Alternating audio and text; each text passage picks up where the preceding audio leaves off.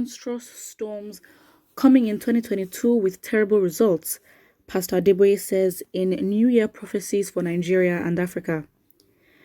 General Overseer of the Redeemed Christian Church of God, Pastor Enoch Adeboye, on Saturday morning released some New Year prophecies for Nigeria.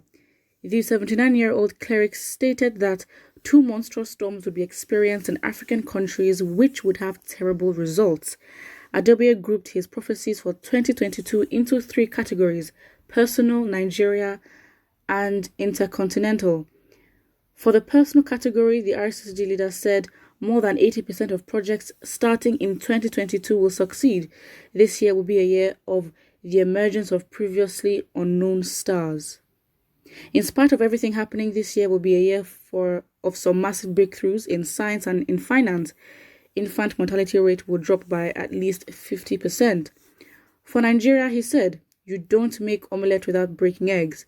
According to the Oxford Lexical Dictionary, the English proverb means one cannot accomplish something without adverse effects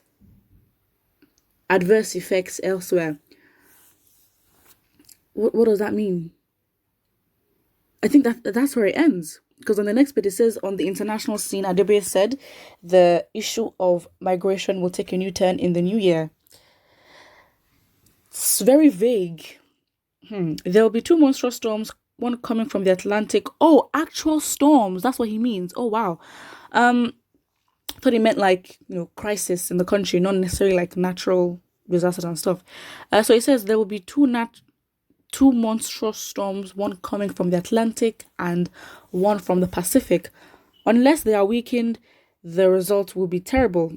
For some years now, the release of prophecies by men of God in Nigeria and some overtly religious countries has become one of the rituals of the Christmas and New Year celebrations.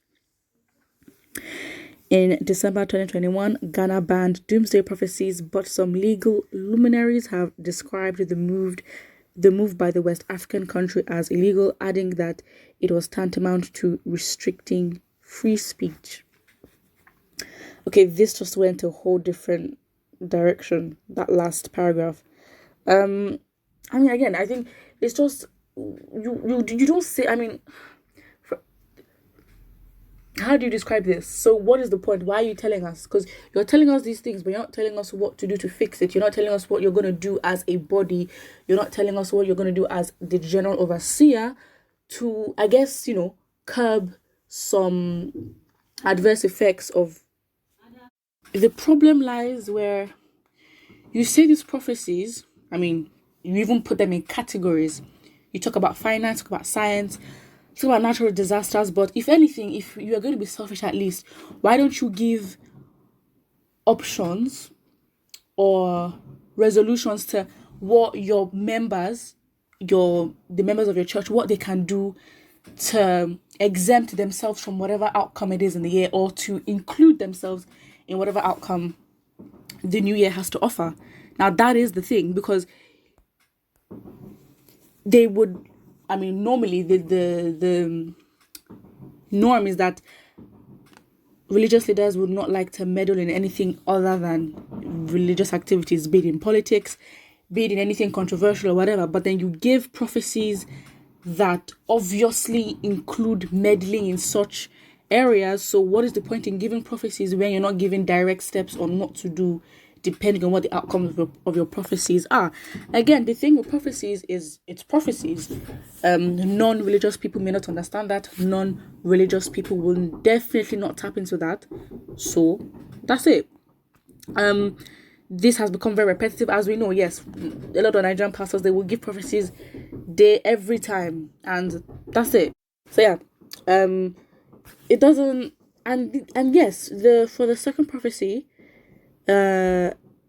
yes, he says for Nigeria, he said you don't make omelette without breaking eggs, and goes further to explain what it means in terms of, okay, fine, you can't accomplish something without adverse effects elsewhere, and that's where it stops. No development further. Well, I guess that's what the article decides to focus on. But what does that mean? What steps are going to be taken, and who's going to be affected by the externalities of these effects? Like, what is going on? Like, That's the thing with prophecies. You need to, your. I guess, I mean, from what he says, there's prophecy for individual people, as personal, Nigeria and Africa. So if you're relating to Nigeria, you are directing your message at Nigerians. So you can't be as vague. But then again, it's not. I mean, look at. I will say his fans, his market, his people, they would definitely take it seriously. I don't even think he needs to go into development, as I said before. His members will probably help him, develop, dissect, and take what is there for them. So yeah, let's not pretend the hype, the what's it called? The energy, the reception will obviously be high, the demand will be high. So I don't think, I mean, with the way he's, I don't want to use the word worship, but of course he's taken very seriously in the Nigerian religious industry. So he literally just has to say a sentence, good or bad, he will have a reaction, he will have reception, he will have people being active and discussing what he says, making him trend. So I guess it's part of the cycle. It's what the new year brings and end of year brings every single time. So it's part of the Nigerian crossover process. Someone says almost the same with Love World.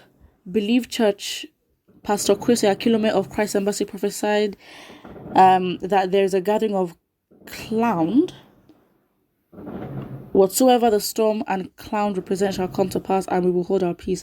These are very vague things. So I guess it's dependent on the recipient to draw out interpretations for themselves. That's it. Someone says, not true. Pastor is Nnamdi Kanu and Sunday Igboho coming out next year. What you saw, not tornado or torpedo.